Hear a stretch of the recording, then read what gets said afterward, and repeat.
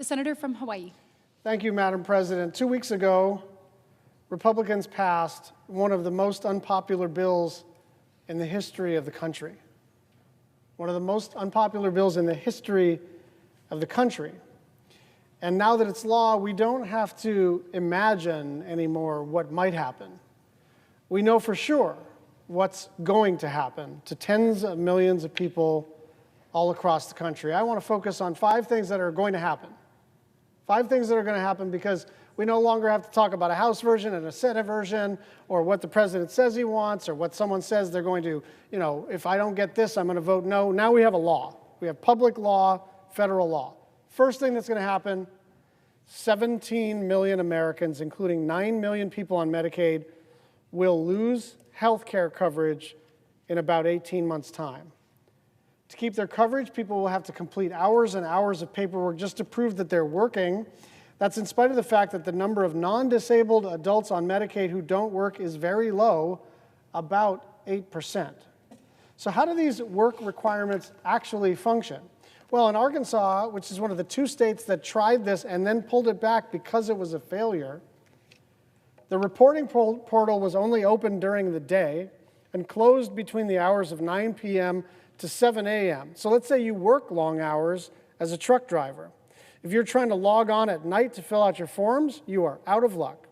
Or let's say something unfortunate happens to you. Let's say you get in a car accident or have a bad case of the flu. Maybe you're not hospitalized, but you are incapacitated, at least temporarily.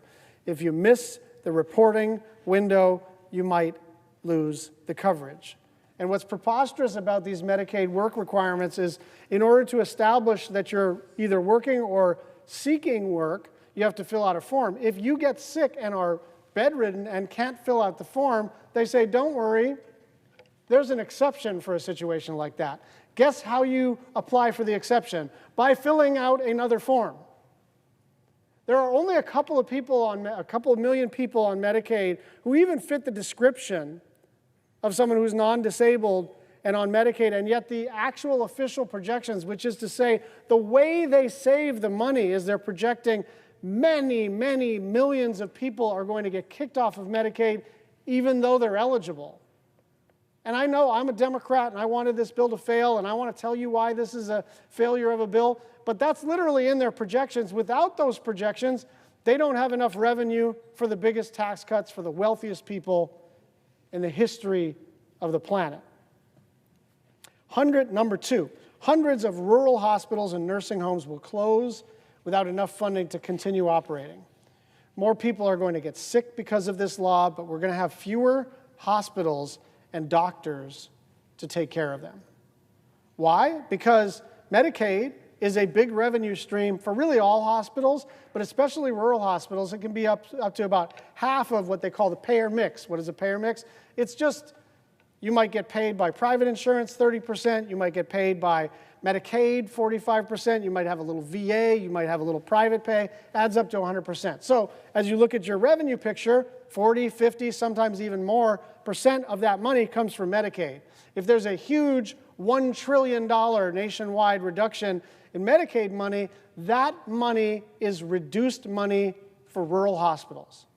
And rural hospitals will definitely close. Not all of them, but many of them. So even if you're not on Medicaid, if you live in a place where there's a rural hospital, and that's the flagship hospital for a small town, that might not be available to you. You might have to drive 2 or 3 hours for care, even emergency care.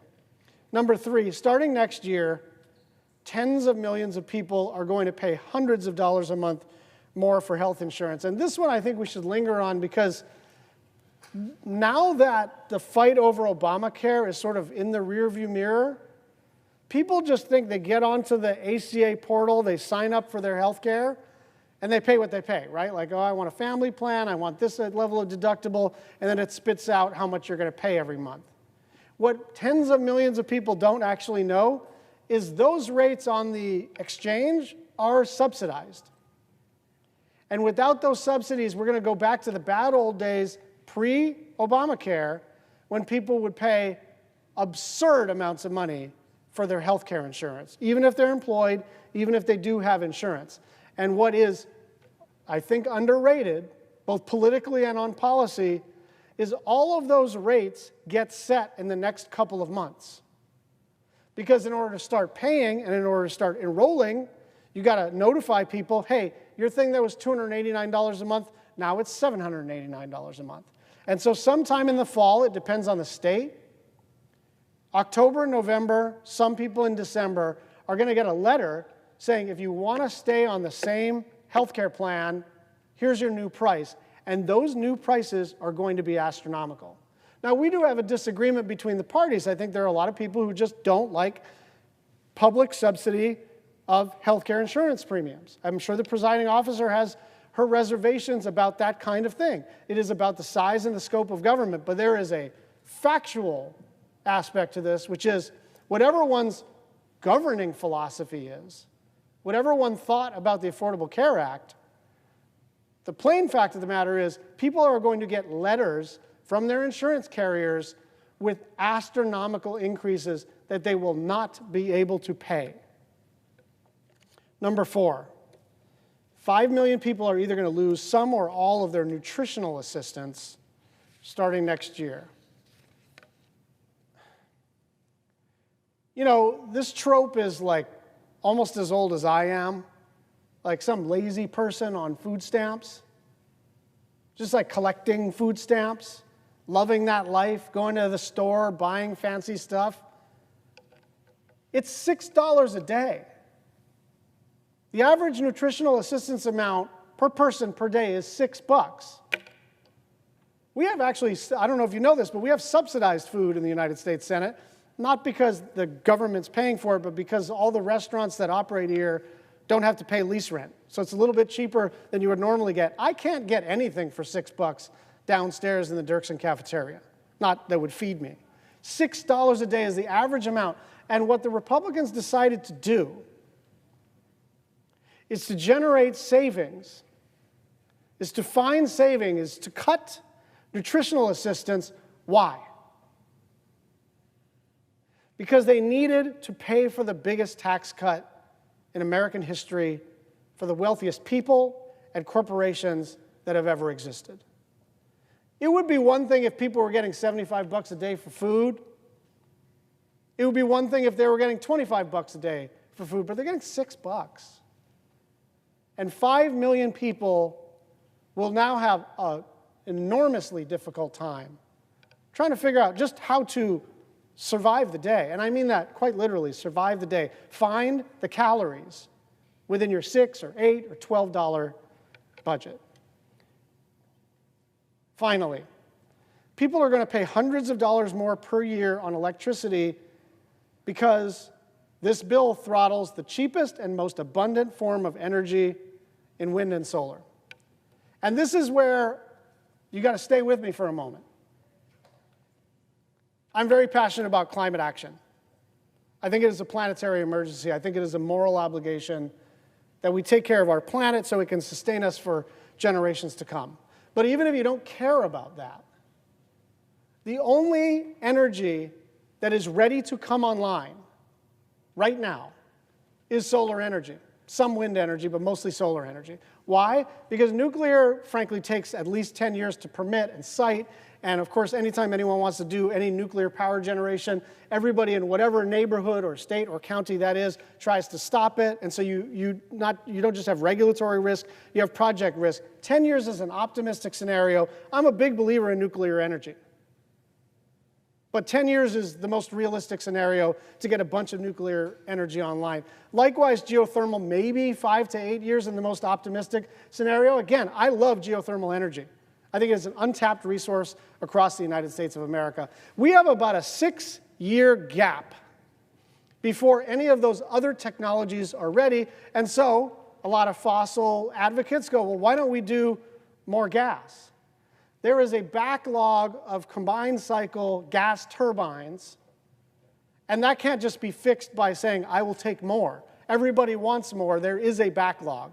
You cannot get gas generation online in the next 5 years. So what does that mean? It means over the next 5 years, solar is the stuff that is like instantly pluggable into the grid, super cheap, not terribly controversial except for in this chamber, and ready to power the AI revolution and whatever other load needs we have. But this bill kind of punitively, kind of ideologically decides, no, we're not for all of the above. You know that thing we said about whatever's cheap and plentiful and available every time we were trying to prevent clean energy from coming on the grid? You remember that thing we used to say? Now, really what we meant is we quite hate solar energy particularly. We hate solar energy. Again, I think that's preposterous from a planetary standpoint, but even if there were no planetary crisis, this is the energy that is available to us, and we are about to face energy shortages. The reason, for instance, Texas, of all places, has not had blackouts and brownouts is because solar can absorb. When the sun is high and it is 108 degrees and everybody's pumping their air conditioner, that also happens to be the point in time, the point of the day, when all the solar farms are running at full capacity and they can power the grid.